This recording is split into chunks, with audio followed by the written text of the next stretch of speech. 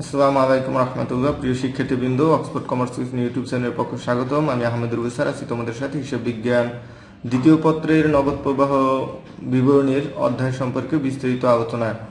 এ পর্বে আমরা একটি অঙ্ক সমাধান করে দিব, যে অঙ্কটি সমাধানের জন্য অর্থাৎ একটি সৃজনশীল প্রশ্ন কিভাবে সমাধান করতে হবে, অর্থাৎ যেটা দুইটা সাল থাকে। আমাকে অনেকে অনুরোধ করছো যে দুইটা সাল যুক্ত, অর্থাৎ 2012 এবং 2013। এখানে দেখতে পাচ্ছ যে দুইটা সাল আছে, একটি 2012 সাল এবং একটি 2013 সাল। তো এরকম জাতীয় অঙ্ক হইলে এবং সমন্বয় যদি কিছু থাকে, তো এই টাইপের অঙ্কগুলো তোমাদের নাকি অনেক করতে একটু সমস্যা হয়। তো আমাকে অনেকেই এটার জন্য অনুরোধ করছো। তো আমি চেষ্টা করবো এই ভিডিওটিতে এই সম্পর্কে বিস্তারিত আলোচনা করার জন্য, কিভাবে এই অঙ্কটি তোমরা সমাধান করবে। তো প্রিয় শিক্ষার্থী, আমি তোমাদেরকে সর্বপ্রথম দেখিয়ে দিচ্ছি যে আসলে এই হিসেবটি কিভাবে থাকতে পারে, যে কিভাবে এটা সমাধান করবা এবং কোন কোন এন্ট্রি নিয়ে করবা। তো আমরা জানি যে নগদ প্রবাহ বিবরণীর তিনটি ধাপ আছে। একটি হচ্ছে, আমি তোমাদের দেখিয়ে দিচ্ছি আবারও, একটি হচ্ছে পরিচালন কার্যক্রম হতে নগদ প্রবাহ, দ্বিতীয় হচ্ছে বিনিয়োগ কার্যক্রম হতে নগদ প্রবাহ এবং তৃতীয়টি হচ্ছে অর্থসংস্থান কার্যক্রম হতে নগদ প্রবাহ। তো প্রিয় শিক্ষার্থী, আমরা ভিডিও টিউটোরিয়ালের প্রথম পর্যায়ে, দ্বিতীয় পর্যায়ে, তৃতীয় পর্যায়ে অর্থাৎ পূর্বেকার ভিডিওতে আমরা পরিচালন কার্যক্রম সম্পর্কে বিস্তারিত আলোচনা বোর্ডে অঙ্ক করে দেখানো হয়েছে, প্লাস সূত্র সম্পর্কে আলোচনা করা হয়েছে। পরবর্তী ভিডিওতে আমরা বিনিয়োগ কার্যক্রম করে শিখেছিলাম এবং তৃতীয় ভিডিও টিউটোরিয়ালে এরকম অর্থসংস্থান সম্পর্কে বিস্তারিত আলোচনা হয়েছে, প্লাস অঙ্ক করে দেখানো হয়েছে। এখন আমাকে তোমরা অনুরোধ করছো এই পদ্ধতি সম্পর্কে আলোচনা করার জন্য, যে দুইটা সাল থাকে কিভাবে করতে হবে। তো এই সম্পর্কে আমি আলোচনা করব। তো সেক্ষেত্রে আমি তোমাদেরকে যেটা বলবো সেটা হচ্ছে, দেখো আমরা কিন্তু এগুলো ভিন্ন ভিন্নভাবে শিখেছিলাম, এই তিনটা পার্ট। তো এই তিনটা পার্ট যখন আমরা একসাথে একটা ছকে উপস্থাপন করব, যে পরিচালন কার্যক্রমে নগদ প্রাপ্তি এত, বিনিয়োগ কার্যক্রমে নগদের ব্যবহার এত এবং অর্থসংস্থান কার্যক্রমে ব্যবহৃত নগদ টাকা এত, এরকম করার পরে যে উদ্বৃত্তটা আসবে, অর্থাৎ এই যে উদ্বৃত্তটা আছে এর সাথে দেখো একটা এন্ট্রি আমরা যোগ করি, সেটা হচ্ছে নগদের নিট বৃদ্ধি এবং যোগ প্রারম্ভিক নগদ উদ্বৃত্ত। অর্থাৎ এটা কখন নির্ণয় করতে হয়, যদি বলা হয় তোমাদের কোশ্চেনে বলা হয় নগদ প্রবাহ নির্ণয় করো, নগদ প্রবাহ নির্ণয় করো বা নগদ প্রবাহ বিবরণী তৈরি করো, তখন কিন্তু এই পদ্ধতি তোমাদের করতে হবে। যদিও এটা যদি এরকম পরিচালন কার্যক্রম ভিন্নভাবে নাও বলা থাকে, যদি শুধু বলা থাকে নগদ প্রবাহ বিবরণী প্রস্তুত করো, তাহলে তোমাদের সম্পূর্ণ কাজটি করতে হবে, প্লাস নগদের নিট বৃদ্ধি যে টাকাটা হবে এবং প্রারম্ভিক যে নগদ উদ্বৃত্তি থাকবে, এই দুইটা যোগ করে আমাদের সমাধান করতে হবে। আসলে কিভাবে করতে হবে আমি তোমাদের দেখিয়ে দিচ্ছি। তো এছাড়াও যদি কোশ্চেনটা ঘুরিয়ে আসে যে সমাপনী নগদ উদ্বৃত্ত বের করো, তাহলেও এই তিনটি পর্যায়ের কাজ শেষ করে তোমাদের এই কাজটুকু করতে হবে, যে নগদের নিট বৃদ্ধি এবং যোগ প্রারম্ভিক নগদ উদ্বৃত্ত, এই দুইটাকে যোগ করতে হবে। মানে নগদ টাকার যতটুকু বৃদ্ধি পাবে তার সাথে প্রারম্ভিক নগদ যোগ করে আমাদের এখানে কিভাবে করতে হবে সেটা আমি দেখিয়ে দিচ্ছি। শুধু আমি একটু আলোচনা করছি এই জন্য, যে কোশ্চেনটা যদি তোমাদের বলে যে নগদ প্রবাহ বিবরণী, তাহলে কিন্তু এই অংশটুকু করতে হবে। এর আগে আমরা এই সম্পর্কে আলোচনা করিনি, এই জন্য একটু দেখিয়ে দিচ্ছি। তারপর হচ্ছে সমাপনী নগদ উদ্বৃত্ত বলবো, কিন্তু এই অংশটুকু করতে হবে। এবার কিভাবে করব সেটা আমি তোমাদেরকে কোশ্চেনের সাথে আলোচনা করে দেখিয়ে দিচ্ছি। তো প্রিয় শিক্ষার্থী, আমরা জানি যে আমাদের নগদ প্রবাহ বিবরণী করতে হবে। প্রথমত করতে হবে কি, আমাদের পরিচালন কার্যক্রম হতে নগদ প্রবাহ বিবরণী তৈরি করতে হবে। আর পরিচালন কার্যক্রম হতে নগদ প্রবাহ বিবরণী করতে হবে, সর্বপ্রথম আমাদের যেটি করতে হয় সেটি হচ্ছে নিট আয় লিখে নিতে হয়। তো আমরা দেখি এখান থেকে আসলে আমাদের নিট আয় কোনটি।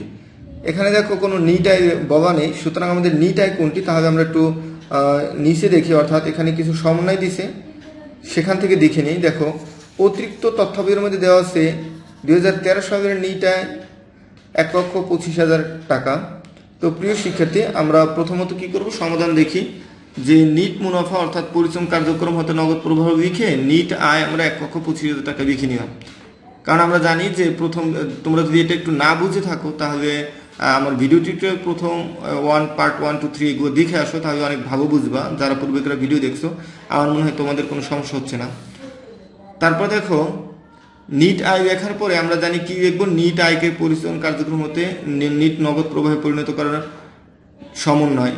এটা আমরা করব। এখন এটা কিভাবে করব এই সম্পর্কে আমাদের লেকচারে ভিডিও টিউটোরিয়ালে আলোচনা করা হয়েছে, পূর্বেকার ভিডিও টিউটোরিয়াল পার্ট 2-এ। তারপরে আমি বলে দিচ্ছি যে পরিচালন কার্যক্রম হতে আমরা জানি কি কি যায়। অবচয় যায়, আমরা আসলে অঙ্কের মাধ্যমে করে ফেলি, এখানে ওইখানে যে অঙ্কটা আছে সেখান থেকে দেখি। তাহলে সর্বপ্রথম আমরা নিটাই লিখছি। এখন পরিচালন কার্যক্রমে কি কি যায় আমরা জানি। অবচয় যায়, অবলোপন যায়, অবচয়, অবলোপন এবং স্থায়ী সম্পদ, বিক্রয়জনিত ক্ষতি, লাভ, চলতি সম্পদ এবং চলতি দায়, এইগুলো আমাদের পরিচালন কার্যক্রমে উল্লেখ করতে হয়। তো এখানে প্রথমত আমরা অবচয় লিখলাম কত টাকা, 24,000 টাকা। তো এটা কিভাবে আসলো এটাই হচ্ছে আমাদের শেখার বিষয়। তো দেখি আমাদের আসলে এখানে অবচয় কত দেওয়া আছে। দেখো প্রিয় শিক্ষার্থী, আমাদের এখানে অঙ্কের মধ্যে কোনো এরকম বলা নাই যে অবচয় কত টাকা, কিন্তু সমন্বয়ের মধ্যে বলে দেওয়া আছে অবচয় খরচ 24,000 টাকা। এই জন্য আমরা অবচয় খরচ 24,000 টাকা লিখে ফেললাম। এরপর যদি কোনো অবলোপন থাকতো তাহলে আমরা অবলোপন নিতাম, কিন্তু অঙ্কের মধ্যে কোনো অবলোপন নেই, এই জন্য নেইনি। তারপরে দেখো প্রাপ্য হিসাবের বৃদ্ধি, এখন এটা আমরা একটু বুঝে নিই। তো প্রিয় শিক্ষার্থী, আমরা দেখো যে অঙ্কের প্রথমে যে দেওয়া আছে নগদ 63,000 এবং 22,000, এই কথাটার অর্থ কি? অর্থাৎ নগদ সমাপনী উদ্বৃত্ত 2012-তে ছিল 22,000 টাকা, 13-তে হচ্ছে 63,000 টাকা। তাহলে 22,000 থেকে 22,000 বড় না 63,000 টাকা বড়? আমরা জানি 2013 সালেরটা বড়, অর্থাৎ 63,000 টাকা বড় টাকার পরিমাণে। তাহলে এখানে নগদ টাকা বাড়ছে না কমছে? এখানে 2012-তে ছিল 22,000, 13-তে হয়েছে 63,000, সুতরাং নগদ টাকা বৃদ্ধি পেয়েছে। এই যে নগদ টাকা বৃদ্ধি পেয়েছে, এটাকে আমাকে ওই যে আমি বলেছিলাম যে সমাপনী যে নগদ প্রবাহ বিবরণী করবে যে কাজটা করতে হবে সেটা হচ্ছে নগদের নিট বৃদ্ধি, এই যে 41,000 টাকা এখানে করতে হবে। তো আমরা এটা সম্পর্কে আবার পরবর্তী আলোচনা করবো ইনশাল্লাহ। তো আমরা জানি নগদ, আমরা এই নগদটা নিব না, এটা শুধু সমাপনী বা নগদ প্রবাহ বিবরণীর শেষ অংশে আমরা এই নগদের নিয়ে আলোচনা করব। এরপরে দেখি আছে কি প্রাপ্য হিসাব। তো প্রিয় শিক্ষার্থী, আমাদেরকে জানতে হবে আসলে প্রাপ্য হিসাবটা কি। প্রাপ্য হিসাবটা হচ্ছে চলতি সম্পদ। এখন চলতি সম্পদ দেখো 2012-তে ছিল 76,000, 2013-তে হয়েছে 85,000। তাহলে 76,000 থেকে 85,000 টাকা বৃদ্ধি পেয়েছে। তাহলে আমরা জানি প্রাপ্য হিসাবটা কি, চলতি সম্পদ। তো চলতি সম্পদের হ্রাস বা বৃদ্ধি কোন অংশে আলোচিত হয়? পরিচালন কার্যক্রমে আলোচিত হয়। তো পরিচালন কার্যক্রমে এখন দেখছি এখানে কি বৃদ্ধি পাইছে, কত টাকা বৃদ্ধি পেয়েছে আমরা দেখে নিই। 85,000 থেকে 76,000 যদি বাদ দেই তাহলে আমরা কত টাকা পাই? যে 9,000 টাকা পাই। আমরা দেখি সমাধানে কিভাবে করা হয়েছে। দেখো পরিচালন কার্যক্রমে প্রাপ্য হিসেবের বৃদ্ধি 85,000 মাইনাস 76,000 সমান সমান 9,000 টাকা এখানে দেওয়া আছে। এখানে বিয়োগ দেওয়া আছে, মানে ব্র্যাকেট দেওয়া হচ্ছে বিয়োগ। তাই আমরা এখন সূত্রের সাথে মিলিয়ে নিই কেন বিয়োগ হচ্ছে। আমরা জানি প্রাপ্য হিসাব একটি চলতি সম্পদ, আর চলতি সম্পদ বৃদ্ধি পাইলে আমরা জানি পরিচালন কার্যক্রমে চলতি সম্পদ বৃদ্ধি পাইলে বিয়োগ হয়, চলতি সম্পদ হ্রাস পেলে যোগ হয়। তাহলে এখানে বৃদ্ধি পাইছে, সুতরাং বিয়োগ, অর্থাৎ ব্র্যাকেট মানে বিয়োগ। এরপরে দেখি কি আছে। তারপর অঙ্কে আছে মজুদ পণ্য। মজুদ পণ্য দেওয়া আছে দেখো 2012-তে ছিল 1,89,000 টাকা, 2013-তে 1,80,000 টাকা। তাহলে আমরা আবারও বলে নিচ্ছি, আমাদের হিসাবটিকে চিনতে হবে। মজুদ পণ্যটা আসলে কি? এটা একটি চলতি সম্পদ। তো চলতি সম্পদ 2000, অর্থাৎ মজুদ পণ্য হিসেবে যে চলতি সম্পদটা আছে সেটা 2012-তে ছিল 1,89,000, 2013-তে 1,80,000। তো বাড়ছে না কমছে? দেখা যাচ্ছে যে 2012 সালের থেকে 13 সালে কমে গেছে। তো আমরা জানি এটা কি চলতি সম্পদ। তা চলতি সম্পদ যদি কমে যায়, আমরা এর আগেও বলছি চলতি সম্পদ বৃদ্ধি পেয়ে বিয়োগ করতে হয় আর হ্রাস পেয়ে যোগ করতে হয়। তাই কত টাকা হ্রাস পেয়েছে? 9,000 টাকা। এই 9,000 টাকা আমাদের কি করতে হবে? যোগ করতে হবে। যেহেতু আমরা জানি চলতি সম্পদ কমলে যোগ, চলতি সম্পদ বাড়লে বিয়োগ। এখানে হ্রাস পেয়েছে অর্থাৎ কমে গেছে, এই জন্য আমরা যোগ দিব। দেখি সমাধানে কি করা আছে। দেখো মজুদ পণ্যের হ্রাস 1,89,000 থেকে 1,80,000 বিয়োগ 9,000 টাকা যোগ। কেন যোগ? কারণ আমাদের পূর্বেকার বছর এসে এখানে মজুদ পণ্য কি হ্রাস পেয়েছে, অর্থাৎ চলতি সম্পদ হ্রাস পেয়েছে। পরবর্তী এন্ট্রিটা দেখি।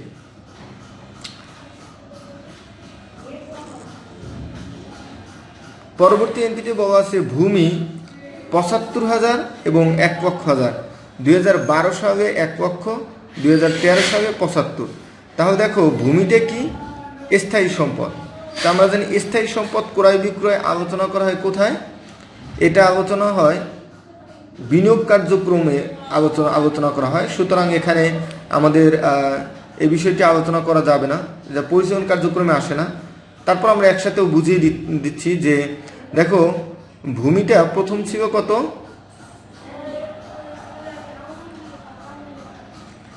ভূমি এখানে প্রথম ছিল আমাদের দেখতে পাচ্ছি যে ভূমি প্রথম ছিল ১,০০,০০০, পরে হয়েছে ৭৫,০০০। ভূমি ২০১২ সালে ছিল ১,০০,০০০ টাকা, কিন্তু ২০১৩-তে ভূমি হচ্ছে ৭৫,০০০। তাহলে এটা তো স্থায়ী সম্পদ। এখানে কি হয়েছে দেখো, তাই ভূমি ১,০০,০০০ থেকে ৭৫,০০০ হয়েছে, তার মানে কি হচ্ছে ২৫,০০০ টাকা বিক্রয় করে দিছে। তো আমরা জানি যে ভূমি বা স্থায়ী সম্পদ যদি ক্রয় বিক্রয় হয় এটা বিনিয়োগ কার্যক্রমে যাবে। সুতরাং আমরা বিনিয়োগ কার্যক্রমে নিব ভূমি বিক্রয় ২৫,০০০ টাকা। তো বিক্রয় করলে আমরা জানি কি করে, নগদ টাকা আসে। যদি কোনো স্থায়ী সম্পদ বিক্রি করে নগদ টাকা আসে, এই জন্য আমাদের যোগ করতে হয়, যোগ করে দিলাম। এরপরে দেখো সরঞ্জামের সামনেও দেওয়া আছে ২০১২ সালে আছে ২,০০,০০০ টাকা, ২০১৩-তে আছে ২,৬০,০০০ টাকা। তো এখানে দেখো ২০১২ থেকে ২০১৩-তে সরঞ্জাম বৃদ্ধি পাইছে। বৃদ্ধি কিভাবে পায় বাবু? যে স্থায়ী সম্পদ বৃদ্ধি পায় ক্রয় করবে, তাই বোঝা যাচ্ছে সরঞ্জাম কি ক্রয় করছে। তাই ক্রয় করলে আমরা জানি স্থায়ী সম্পদ ক্রয় বিক্রয় বিনিয়োগ কার্যক্রমে যায়, আর ক্রয় করলে টাকা চলে যায়। সুতরাং আমাদের এটা বিয়োগ করতে হবে। তা আমরা দেখি কি করা আছে। বিনিয়োগ কার্যক্রমের মধ্যে সরঞ্জাম ক্রয় ৬০,০০০ টাকা বিয়োগ। আচ্ছা, এরপরে দেখি আমাদের পরবর্তী এন্ট্রি কি বলেছে। দায় ও মালিকানা সত্ত্বের মধ্যে এখানে আর কি অঙ্কটা এভাবে সাজিয়েছে। প্রদায় হিসাব দেওয়া আছে দেখো ২০১২-তে ৪৭,০০০, ২০১৩-তে ৩৪,০০০ টাকা। তো প্রিয় শিক্ষার্থী দেখো প্রদায় হিসাব ২০১২-তে অর্থাৎ দায় আমার ২০১২-তে ছিল ৪৭, ২০১৩-তে ৩৪, অর্থাৎ কমে গেছে। তো আমরা বলছি যে চৌতিক সম্পদ বৃদ্ধি পাইলে বিয়োগ হয়, চৌতিক সম্পদ হ্রাস পাইলে যোগ হয়। এটার উল্টাটাই হচ্ছে চলতি দায়, অর্থাৎ প্রদায় হিসাব আমরা জানি চলতি দায়। এখানে প্রদায় হিসাব আগের থেকে কমে গেছে, তাই চলতি দায় হ্রাস পাইলে আমরা কি করব? আমরা জানি যে এই দেখো সমাধানে দেখিয়ে দিচ্ছি যে প্রদায় হিসাব হ্রাস প্রথম আমাদের ২০১২-তে ছিল আমাদের ৪৭,০০০, ২০১৩-তে হয়েছে ৩৪,০০০, অর্থাৎ আমার হ্রাস পাইছে। যদি চলতি দায় হ্রাস পায় তাইলে আমরা জানি কি করতে হয়, এটাকে বিয়োগ করতে হয়। তাহলে কত হয়? ৪৭,০০০ থেকে আমরা ৩৪,০০০ টাকা বিয়োগ দিয়েছি। তো প্রিয় শিক্ষার্থী অংশ যদি না বুঝো তাহলে আমি আবারও বলছি, বারবার তোমরা পার্ট 1, 2, 3 গুলো ভালো করে দেখো, তাহলে এটা ভালো বুঝবা। আমার মনে হয় আসলে তোমাদের যে মূল যে সমস্যাটা যে দুইটার সাথে কীভাবে করবো সেটা বুঝতে পারতেছো। আসলে আমরা আগে যেভাবে শিখছি ওটার হ্রাস বৃদ্ধিটা এটা বোঝার জন্য এই দুইটাকে কম্পেয়ার করতে হবে, ঠিক আছে? তো আমরা দেখি পরবর্তীতে আছে যে কি, তারপরে বলা আছে প্রদেয় বন্ড। আমরা জানি প্রদেয় বন্ড কোথায় আলোচনা করা হয়। প্রদেয় বন্ড আলোচনা করা হয় অর্থ সংস্থানের মধ্যে। প্রদেয় বন্ড আগে ছিল অর্থাৎ ২০১২-তে ২ লক্ষ ছিল, ২০১৩-তে ১,৫০,০০০ টাকা, অর্থাৎ ৫০,০০০ টাকা আমাদের হ্রাস পাইছে, ঠিক আছে? অর্থাৎ কীভাবে হ্রাস পাইছে? এটা পরিশোধ করা হয়েছে। তবে আমরা দেখি যে আমরা জানি যে বন্ড পরিশোধ এটা কি হয়, অর্থ সংস্থান কার্যক্রমে আমরা জানি পরিশোধ করবে নগদ টাকা চলে যায়, এই জন্য আমরা বিয়োগ করে দিছি। ঠিক এভাবেই দেখো তারপর হচ্ছে সাধাংশ আর মূলধন। আমরা জানি এইগুলো আমাদের নগদ প্রবাহ বিবরণীতে আসে না, রক্ষিত এইগুলো আসে না। তাহলে এরপর আমরা একটু সমন্বয় দেখি যে সমন্বয় কি হয়েছে। নিট আয় এটা আমরা অন্তর্ভুক্ত করে ফেলেছি। লভ্যাংশ প্রদান, আমরা জানি লভ্যাংশ প্রদান কোথায় যায়, এটা অর্থ সংস্থানের মধ্যে যায়, অর্থাৎ লভ্যাংশ প্রদান করলে নগদ টাকা চলে যায়, সুতরাং আমাদের বিয়োগ করতে হবে। এখানে দেওয়া আছে লভ্যাংশ প্রদান, দেখো ৬০,০০০ টাকা বিয়োগ করে দেওয়া আছে। এরপরে দেখো প্রদেয় বন্ড নগদে পরিশোধ ৫০,০০০ টাকা, অর্থাৎ আমরা আগে যে শিখেছিলাম যে এখানে প্রদেয় বন্ড ২ লক্ষ থেকে ১.৫ লক্ষ হয়েছে, অর্থাৎ ৫০,০০০ টাকা বিয়োগ হয়েছে, ওটাই আবার উল্লেখ করে দিয়েছে যে পরিশোধ করছে। সুতরাং পরিশোধ করে কী হয় আমরা এর আগেই শিখে ফেলেছি, অর্থাৎ নগদ টাকা চলে যায়, সুতরাং আমাদের এটা অর্থসংস্থান থেকে বাদ দিতে হবে। তারপরে বলা আছে নগদে শেয়ার ইস্যু। আমরা জানি শেয়ার ইস্যু কোথায় যায়? অর্থসংস্থান কার্যক্রমে যায়। তাই শেয়ার ইস্যু করবে কি হয়, আমি যত শেয়ার ইস্যু করব, অর্থাৎ যত শেয়ার বিক্রি করব তত নগদ টাকা আসবে। অর্থাৎ অন্য কোম্পানির আমরা যে সূত্রটা দেখেছি, অন্য কোম্পানির শেয়ার ইস্যু করবে, নগদ টাকা আসে, তো আমরা অর্থসংস্থান এটা যোগ দিব। শেয়ার ইস্যু 50,000 টাকা যোগ। তো প্রিয় শিক্ষার্থী, এরপরে দেখি যে অবচয় খরচ এখানে বলা আছে কত। অবচয় খরচ এখানে দেওয়া আছে যে অবচয় খরচ 24,000 টাকা। আমরা জানি অবচয় খরচ কোথায় যাবে? পরিচালন কার্যক্রমে যাবে। অবচয় খরচ 24,000 টাকা আমরা লিখে ফেলছি। এরপরে দেখো, এখন আমাদের প্রথমত ছকের কাজ শেষ হইব, তারপর সমন্বয়ের কাজ শেষ হইব।